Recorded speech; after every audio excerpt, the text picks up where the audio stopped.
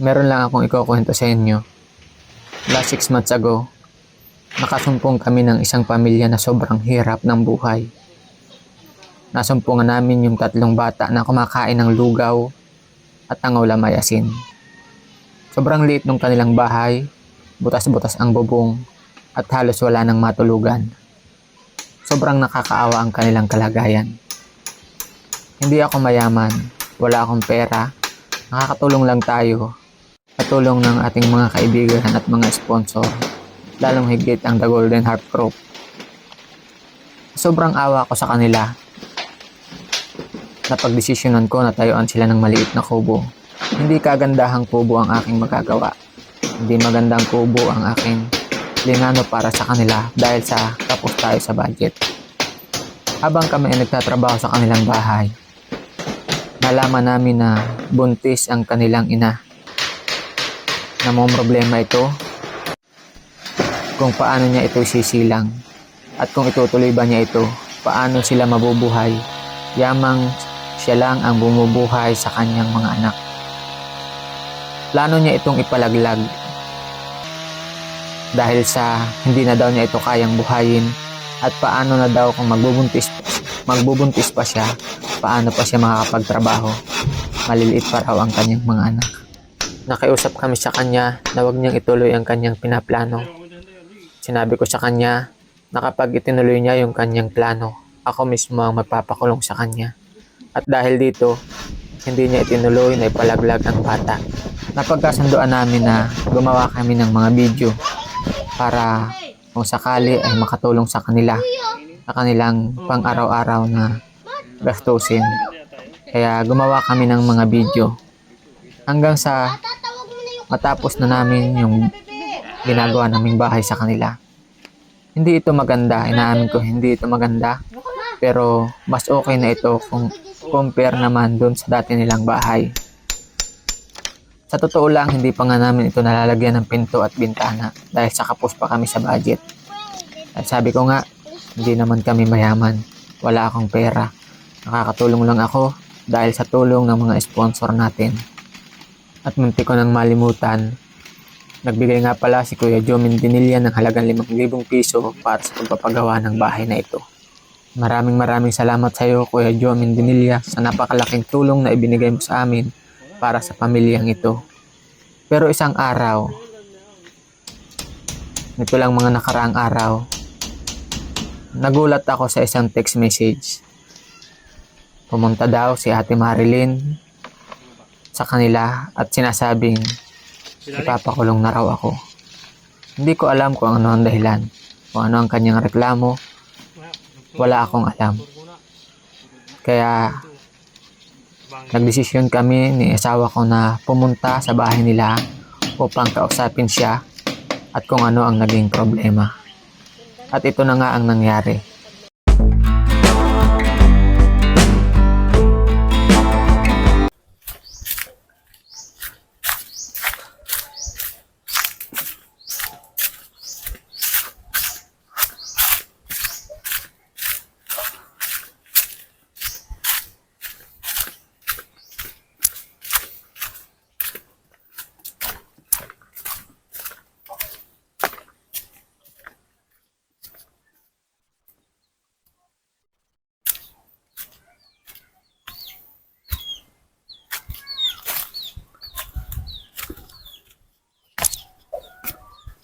Tao po. Tao. Yung tao.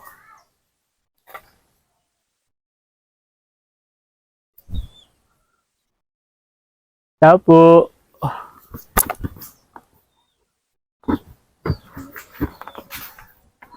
May naglilinis na dito sa tabi nila.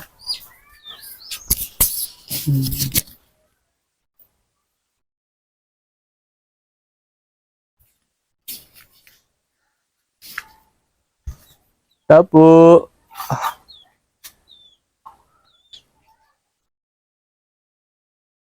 Walang tao. Ito mga kaibigan, yung bahay na pinagawa natin kina Philip.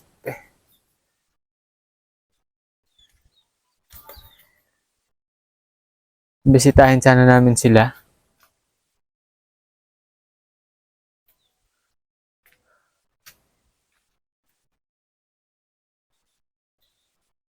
Kaya nga lang, walang tao.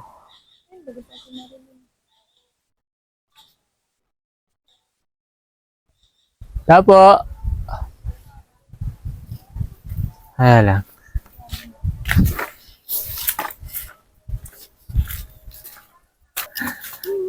Galing? Galing? Ah.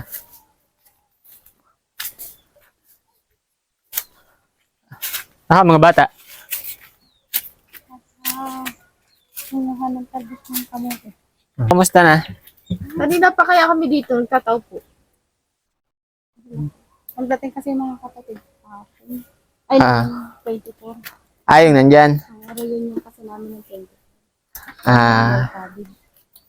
Tapos anong nangyari? Papakulong na daw ako eh. Sabi ni No. Sabi ni Kuya Oliver. Di ko na kung ano sa Ayun o. Yun baga ang sabi. Kaya nga nagpunta ako. Papakulong na daw ako. Wala sa isip ko yung kuya. Ano ba nangyari? Ano? Ba't nagpunta ka daw doon nag-iiyak ka? Hindi kami nagagalit ng mga kapatid ko. Bakit? Dahil dun sa iblinag mo na na nagpatay ako ng anak. Nagagalit kasi yung mga kapatid ko. Nasaan sila? Nandyan pa? Ano sabi mo? Ano ba? Ba't nagagalit? Pinatay mo daw? Ano sabi mo? Eh, wala pa naman ako pinapatay na anak. Oo. Ano sabi nila? Ipapakulong na daw ako. Laso niya. Lasang loko ka. Papakulong na daw ako. Hindi naman. Kala ko papakulong na ako. Ma-surrender na ako eh. Sino yung maputing babae doon? Kapatid ko. Dumating din. Galing Manila. Galing sa Pampanga. Oo. Ilan ba kayo magkakapatid? Grabe pala kayo magkakapatid. Balo pa kami. Ano sabi nila? Kumusta nung makita yung buhay mo? Yan na yan. Akala ko papakulong mo na ako eh. Wala mo. Wala nasa isip. Sabi kasi ni Kuya Oliver, Kuya Ram, papakulong ka na daw. Kaya nagpunta ako.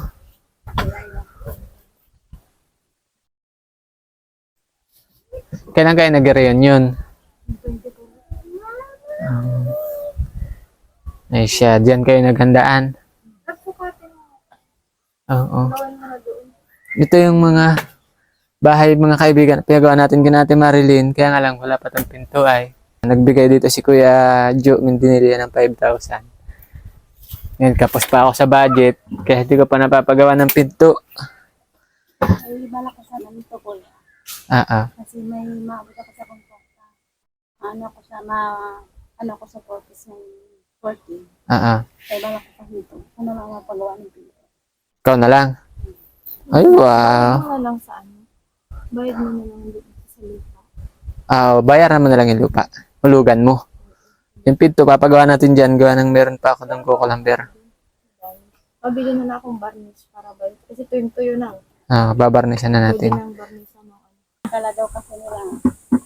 Kasi nung anak ko ang pinatay daw. Pinaliwanag mo naman. Ay, pinaliwanag ko. Nakan yung mic club. Sabi ko, dinala ko kasi ako ng akasin mo sa kwento. Ako, wala na talaga ako. Wala na ako sa sarili ko. Yung asawa ko ako, nagpapasipuro ko. Bigyan ka ako, pero ako, dinala ko na lang ako ng natin. Basta, sinasabi ko sa'yo, huwag mong problemahin yung problema. Ang isipin mo yung solusyon, ha? Ngayon, ito. Binigay ito ni Ate Marlene, ha? Itong 2,000, planuhin mo kung paano mo magiging 3,000, magiging 5,000 hanggang umabot siyang 1,000,000, ha? Ano naman? Ano naman daw yung mababay? Hindi, ikaw na bahala dyan. Parang ano si Kuya? Hindi, ikaw na bahala dyan. Ikaw nang may maintenance ka ba? Sige, magbili ka ng maintenance mo. Hindi naman ako nakakainom. Wala na akong mapagkunan. Nahiya naman ako maghingi sa karakali. Nakapanghingi na nga niya ako. Ito. Sige, bumili ka at para dyan sa baby mo. Ang laki na po pati ng tiyan niya. Ayan. Ayun na. Wala ko na palit dito. Oh. Wala ko na baga. Ayan. Bahala ka na kung anong gawin mo dyan. Pero kung ako ikaw, at nag-iisip ka ng kung paano kayo kikita, mag-isip ka ng pagkakakitaan. Maliit lang yan, pero kung yan ay gugustuhin mo na kumita ka talaga, pwede kang bumili ng saging na siguro kahit halagang 300 pesos na saging, banana kayuhin mo, ibenta mo. Pero yung iba nito, Kuya Ram, ibibili ko muna ng maintenance ko. Sige. Kasi Kailangan mo yun. kailangan ko yun. Sige. Para dyan kay baby mo, Galing nga kay Ate Marlene ng Canada. Siya yung nagpadala niyan. Maraming salamat po sa binigay ninyong 2,000 para po sa amin, para po sa akin maging anak.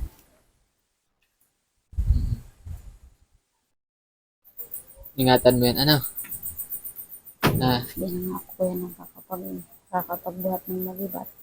Dahil yun po ang bawal-bawalan sa akin ng doktor. Oo. Kasi simula nung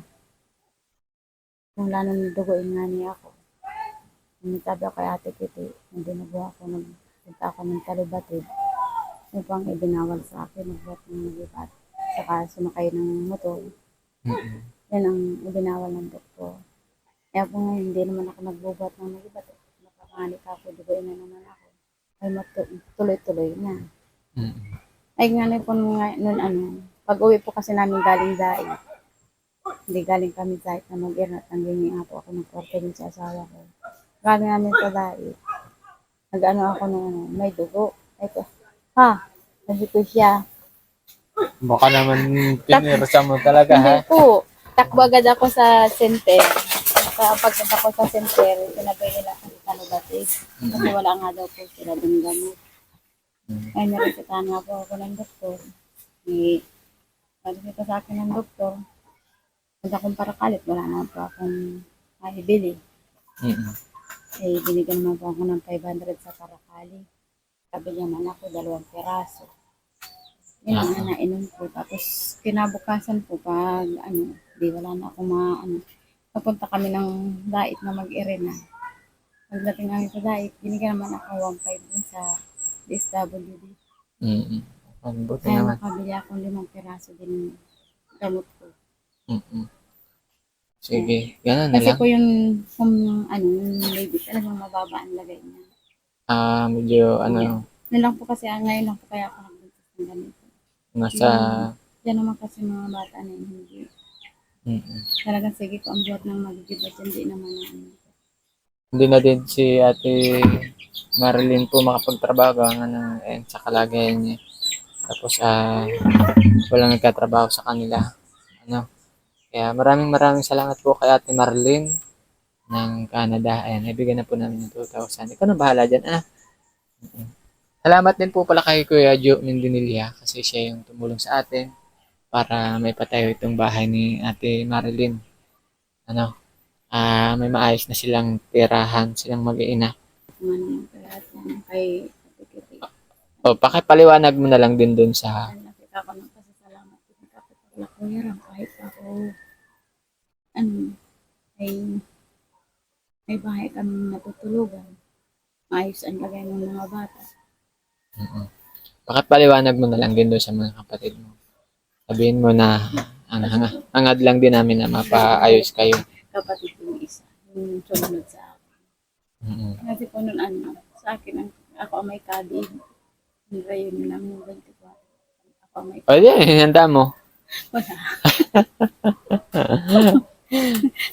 Hindi lang po nagdala ng handa. Okay. Kanya-kanya po sila nagdala ng Dito kayo nagpwesto? Doon po, kala mama. Okay, sige, mabuti naman.